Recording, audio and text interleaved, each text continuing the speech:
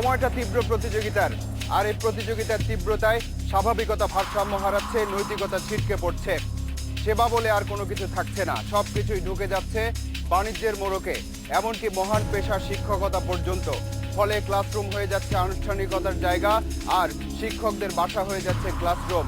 তালাশের এবারের পর্বে কোচিং নামের শিক্ষা বাণিজ্যের অলিগলিতে অনুসন্ধানী চোখ রাখবে তালাশ টিম।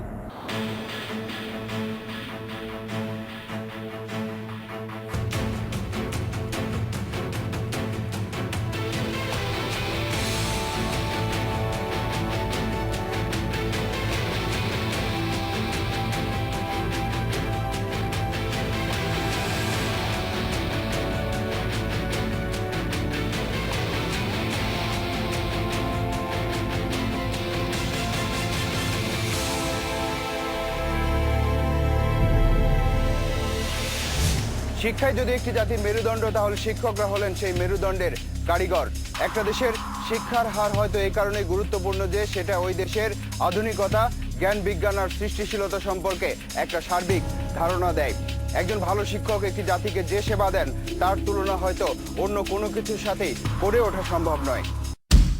বাংলাদেশের প্রায় 16,000 গ্রামে এখনো শিক্ষার আলো প্রবেশ করেনি, এমনকি বেসরকারি উদ্যোগও নেই।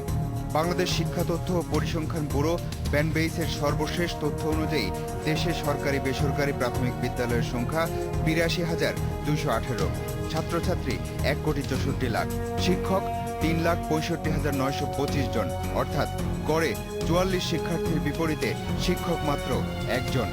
মাধ্যমিক বিদ্যালয়ে ছাত্র শিক্ষকের এই অনুপাত আরও ভয়াবহ। সেখানে গড়ে প্রায় 150 শিক্ষার্থীর বিপরীতে শিক্ষক আছেন মাত্র একজন। আর এই হিসেবের ব্যবধান থেকেই বিপত্তির শুরু। অভিযোগ আছে 90% বিদ্যালয়ে পুরো সিলেবাস শ্রেণীকক্ষে শেষ হয় না, তাই শিক্ষা চলে যাচ্ছে ক্লাসের বাইরে। সেখানে চলছে কোচিং নামের শিক্ষা বাণিজ্য। শিক্ষক শিক্ষক হবেন, গুরু হবেন, সেখানে টাকা পয়সা লেনদেন দিয়ে এবং ক্লাসরুমের বাইরে সেই বাড়তি পয়সার বিনিময়ে পড়াশোনা, এটা সাংঘাতিক বড় ধরনের দুর্নীতি। এই মহান পেশার কিছু মানুষের মহত্বকেই প্রশ্নের মুখে ঠেলে দিয়ে কোচিং বাণিজ্য যখন সামনে চলে এসেছে, তখন আমরা একটু পেছন ফিরে দেখতে চাই। আমরা একটি পরিবারই 3টি প্রজন্মকে পেয়েছি। শিক্ষা অর্জন নিয়ে সেই 3 প্রজন্মের প্রত্যেকেরই আছে ভিন্ন ভিন্ন অভিজ্ঞতা, ভিন্ন ভিন্ন গল্প, আর এসবের মধ্যে দিয়েই শিক্ষাদান বা গ্রহণের ধাপে ধাপে পরিবর্তনের বিষয়টি সামনে চলে এসেছে। ময়মনসিংহ শহরের নতুন বাজারের কাছে এই বাড়িতেই থাকেন প্রায় 80 বছর বয়সী আব্দুল আজিজ তালুকদার। প্রায় 40 বছর শিক্ষকতা করেছেন।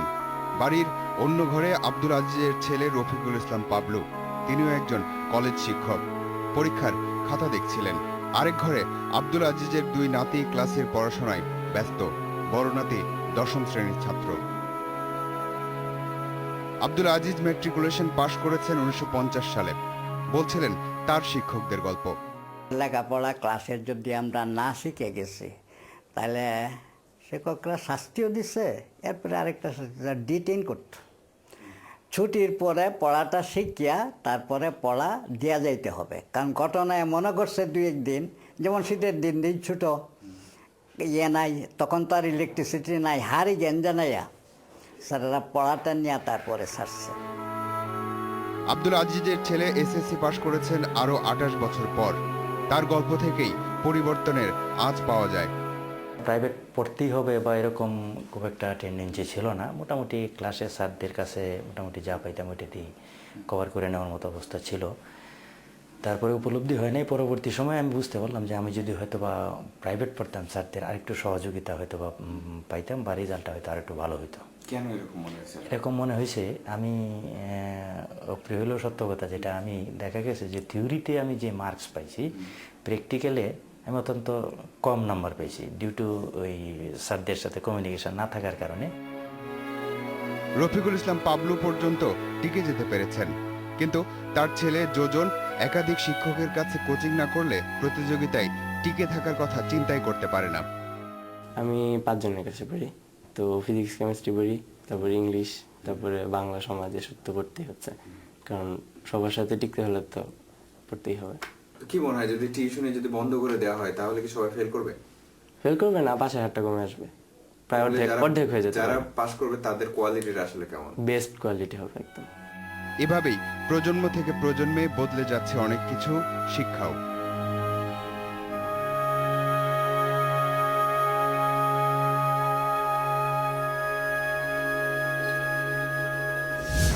দাদা শিক্ষক ছিলেন, বাবা মা দুজনই শিক্ষক। তাহলে ছেলেকে কেন 5 জন শিক্ষকের কাছে যেতে হয় সে প্রশ্ন আপনারাও করতে পারেন, আমরাও করেছিলাম। কিন্তু তার উত্তরে যা বেরিয়ে আসতে পারত তা আসেনি, কারণ ছেলেটির সামনে পরীক্ষা। এমন অবস্থায় শিক্ষকের চক্ষুশূল হতে কে চাইবে বলেন? কোচিং ব্যাধি এমন পর্যায়ে গিয়ে ঠেকেছে যে এখন নাকি অনেক শিক্ষক নৈতিক মূল্যবোধ ছুঁড়ে ফেলে শ্রেণীকক্ষেই নিজের প্রচারণা চালান। পরীক্ষায় নম্বর কম দেন, অঙ্ক ঠিক হলেও নম্বর কেটে নেন। শ্রেণীকক্ষে ভালো না বুঝিয়ে তড়িঘড়ি পাঠ শেষ করে দেন। বাধ্য হয়েই ওইসব শিক্ষকদের কাছে টাকা দিয়ে পড়তে যায় ছাত্রছাত্রীরা।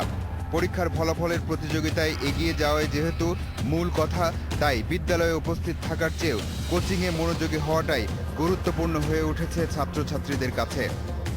এক সপ্তাহে দাগাই দিলে এই বাচ্চারা কান্নাকাটি করে বাসায় এসে বলে, আব্বু আমি এত তাড়াতাড়ি কীভাবে এটা মুখস্থ করব। কিন্তু যারা কোচিং করে তারা আগে থেকে এগুলো মুখস্থ করে। এ ধরনের চক্রান্তরা করে, যাতে করে বাধ্য হয়ে তাদেরকে কোচিং দিতে আমরা খুঁজে খুঁজে বেড়াই যে টিচাররা কোথায় থাকে, কোন বাসায় থাকে, শান্তিনগর না শান্তিবাগ। কোচিং বাণিজ্য এতটাই চরমে চলে গেছে যে একজন অভিভাবক বাধ্য হয়ে কোচিং বাণিজ্য প্রতিরোধে উচ্চ আদালতে অভিযোগ দায়ের করেন।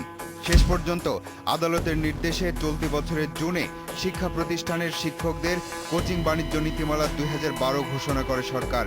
এই নীতিমালায় বলা হয়েছে, কোনো শিক্ষক তার নিজ শিক্ষা প্রতিষ্ঠানের শিক্ষার্থীকে কোচিং করাতে পারবেন না। আর কোনো শিক্ষক যদি বিজ্ঞাপন, ফেস্টুন, ব্যানার কিংবা অন্য কোনো প্রচারণার মাধ্যমে মুনাফা অর্জনের উদ্দেশ্যে শিক্ষার্থী পড়ায়, তবে তা কোচিং বাণিজ্যের আওতায় পড়বে। স্কুলে ওনারা অ্যাটেন্ড করেন শুধু ছাত্র ভাগাইয়া নেওয়ার জন্য। বলা হয় ব্ল্যাকবোর্ডে তাদের নাম, রোল নাম্বার, টেলিফোন নাম্বার লিখে দেয় যে তোমার বাবা মাকে আমাদের সাথে যোগাযোগ করতে বলো, তুমি তো লেখাপড়া করো না। বাবা মা যোগাযোগ করলে তবে আপনার বাচ্চা তো লেখাপড়া মোটেই করে না, অতএব বাচ্চাকে কোচিংয়ে দেন। একটি সন্তান যখন জন্ম নিল ঠিক তখন থেকেই হয়তো তার জন্য প্রতিযোগিতার ক্ষেত্র তৈরি করতে থাকে তার বাবা মা। আর শিশুটি যখন একটু একটু করে বড় হতে থাকে, আসলে সে একটু একটু করে প্রতিযোগিতার মধ্যেই ঢুকে পড়তে থাকে। তার ইচ্ছে অনিচ্ছের কোনো মূল্য নেই।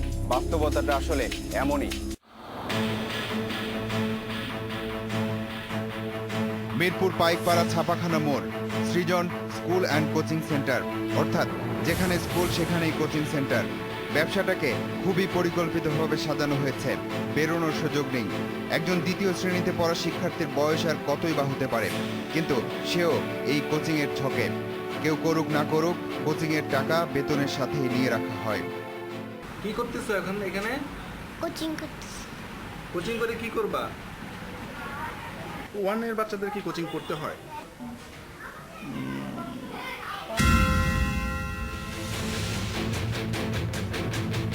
একই এলাকার মর্নিং স্টার স্কুল। এই স্কুলে কোচিং বাধ্যতামূলক, অর্থাৎ এই স্কুলে পড়তে হলে তাকে কোচিং করতেই হবে। এজন্য এক একজন শিক্ষার্থীকে গুনতে হয় 500 থেকে 1,500 টাকা পর্যন্ত।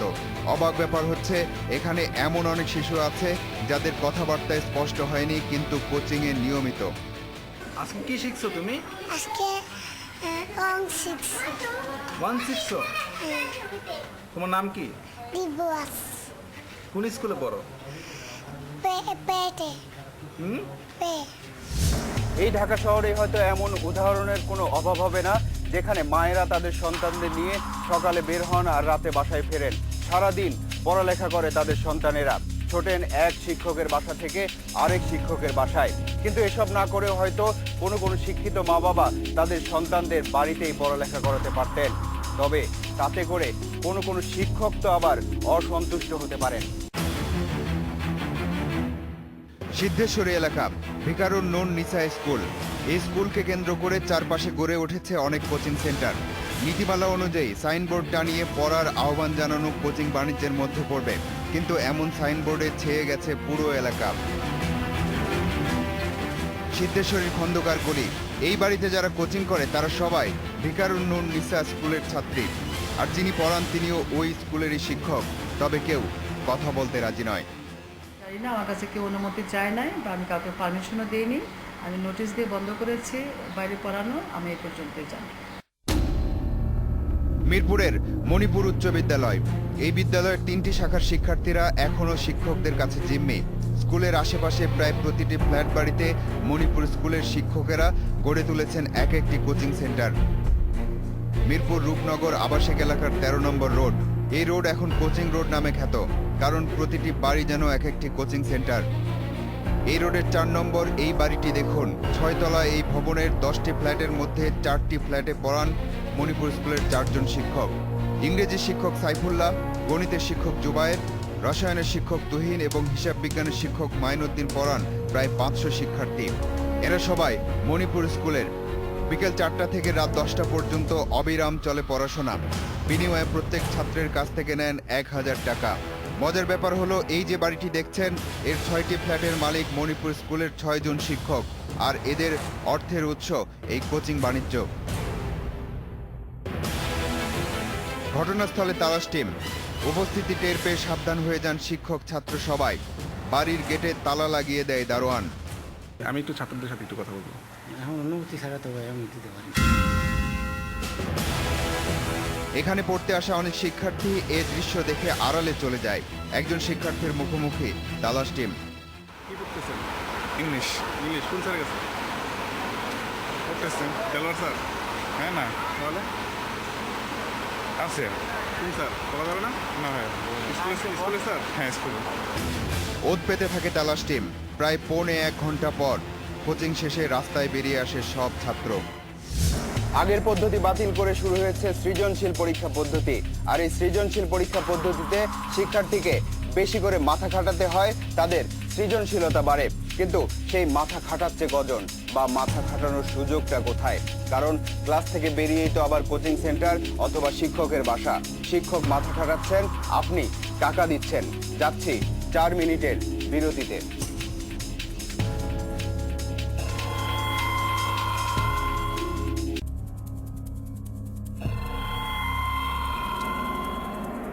প্রতিযোগিতা সীমাহীন।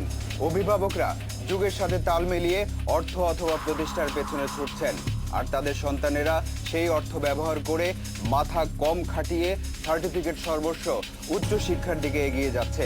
তাহলে যাদের আর্থিক সামর্থ্য সীমিত তারা কিভাবে এগোবে, বা আদৌ এগোতে পারবে কিনা সে প্রশ্ন দীর্ঘদিন মাথার মধ্যে উত্তরবিহীনই রেখে দেওয়া সম্ভব।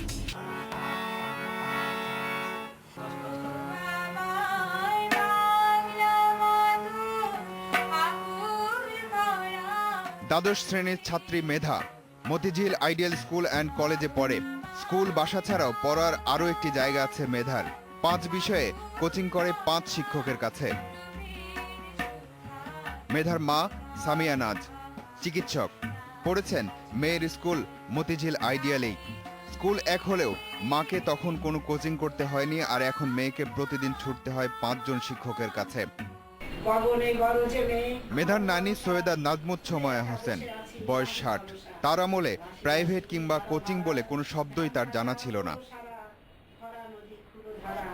এমনি কোনো পার্টিকুলার যে পয়সার বিনিময়ে পড়া এরকম ছিল না, জানতামও না আমরা। লেখাপড়া যা কিছু শেখার কিন্তু আমরা স্কুলেই শিখতাম। এখন জিনিসটা হচ্ছে কি, যেমন টিচার কেন্দ্রিক, মানে কোচিং কেন্দ্রিক হয়ে গেছে ব্যাপারটা। কোচিং যে জিনিসটা, এটা সম্পূর্ণ সিস্টেমের কারণে হচ্ছে।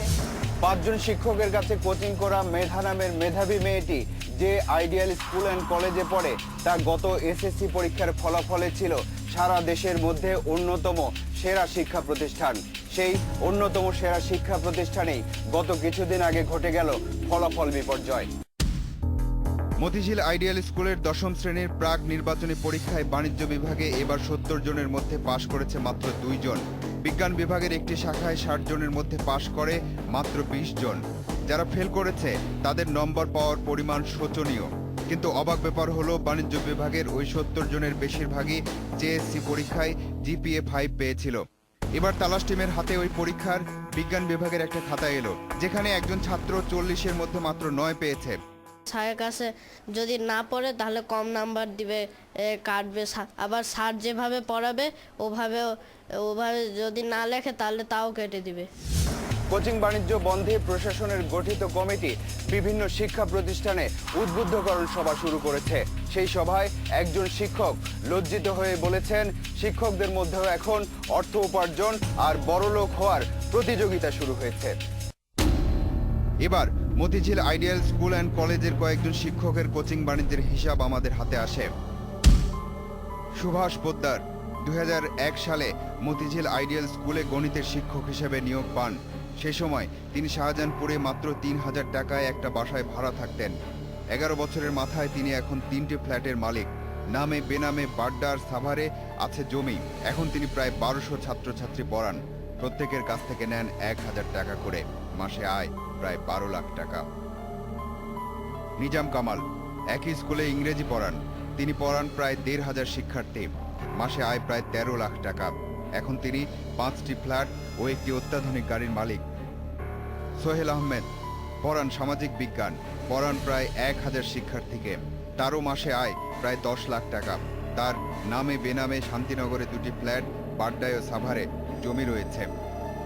বাংলা শিক্ষক আব্দুর রশিদ, তিনি সিদ্ধেশ্বরী, শাহজাহানপুর ও বনশ্রী এই 3 জায়গায় পড়ান প্রায় 800 শিক্ষার্থী। তারও মাসে আয় প্রায় 8 লাখ টাকা। তারও নামে বেনামে ফ্ল্যাট ও জমি রয়েছে। কম বেশি সবাই পড়ায়, কেউ একটু বেশি পড়ায়, কেউ একটু কম পড়ায়, কিন্তু কে কতজন পড়ায় সেটা আমি বলতে পারবো না। আমাদের লোক পাঠিয়ে আমরা এই সপ্তাহের খবর হইলো 40 জন 50 জন নিয়ে পড়াচ্ছে একটা ক্লাস, এবং তার নিজের স্কুলে সে শিখাই দিচ্ছে তার ছাত্রকে, তোমরা আসলে বলবা যে আমি এক্স স্কুলে পড়ি, ওই স্কুলের টিচার না। কোচিং বাণিজ্য বন্ধে সরকারের একার সক্রিয়তা কতটুকু কাজে আসবে তা নিয়ে সংশয় থাকতে পারে। কারণ ভালো ফলাফলের জন্য কোচিং এর উপর নির্ভরশীলতার শিকড় খানিকটা গভীরেই গেছে। তালাশে এই বিষয়টিকে বেছে নেয় অনেক শিক্ষক, এমনকি অনেক অভিভাবকও হয়তো ভালো চোখে দেখবেন না।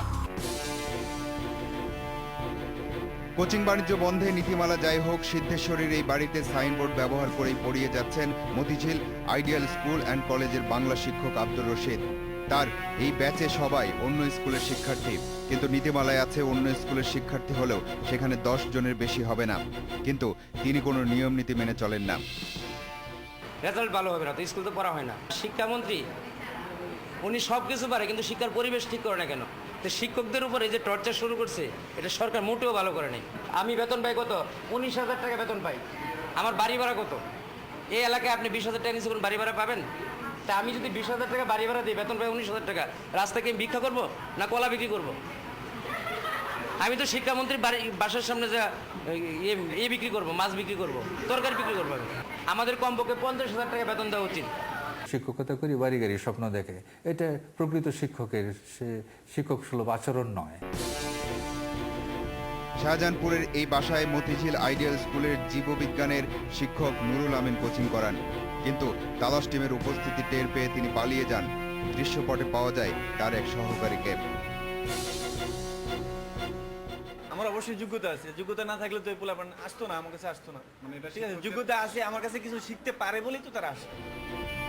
কিন্তু স্কুলের শিক্ষক না হয়েও এত সুনাম তিনি অর্জন করলেন কিভাবে, আর ছাত্রীরাই বা তাকে চেনেন কিভাবে? এই স্যার এখানে পড়া, সেই ওনার থেকে আর কি চিনি, ওনার আত্মীয় হয়, এর জন্য। রিয়াল আইডিয়াল স্কুল, এই স্কুল দিয়েছেন মতিঝিল আইডিয়াল স্কুলের 3 শিক্ষক মিলে। এক স্কুলে চাকরি করে অন্য স্কুল দেয়া যায় কিনা সেটা আইন বলে দেবে। এই দৃশ্য দেখে মনে হতে পারে এখানে আইডিয়াল স্কুলের কোনো ক্লাস হচ্ছে। ক্লাস হচ্ছে ঠিকই, কিন্তু এটা স্কুলের নাম। এটা সুভাষ পোদ্দারের কোচিং সেন্টার, যেখানে তিনি প্রায় 1000 ছাত্রছাত্রীকে পড়ান। ক্যামেরা দেখে তার পড়ানো বন্ধ হয়ে গেল। কথা না বলেই তিনি চলে গেলেন তার স্কুল রিয়াল আইডিয়াল স্কুলে।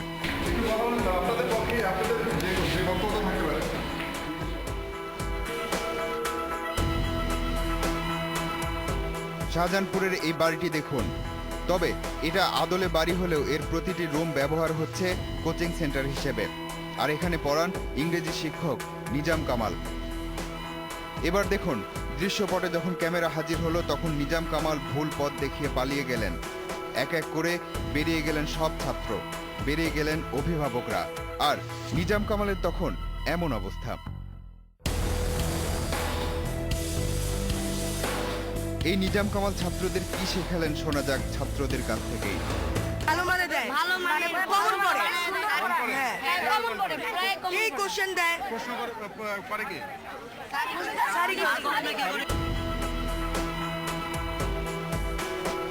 পরে নিজাম কামাল ও তার সহযোগীরা তালাশ টিমের উপর আক্রমণ চালানোর জন্য উস্কে দিলেন কথিত অভিভাবকদের।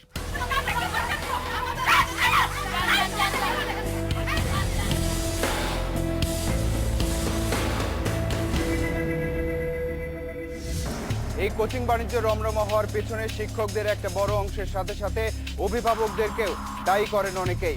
কেউ বলেন সচ্ছলভাবে চলতে না পারার কারণেই শিক্ষকরা এমন পথ বেছে নিয়েছেন। এসব বিতর্ক সমাধানের কোনো পথ দেখালেই ভালো।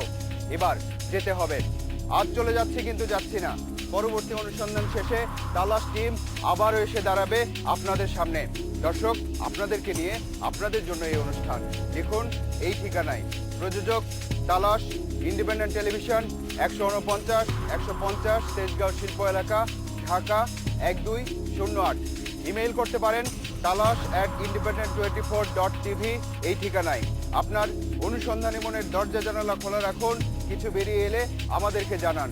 তালাশ টিম থাকবে আপনার সাথে।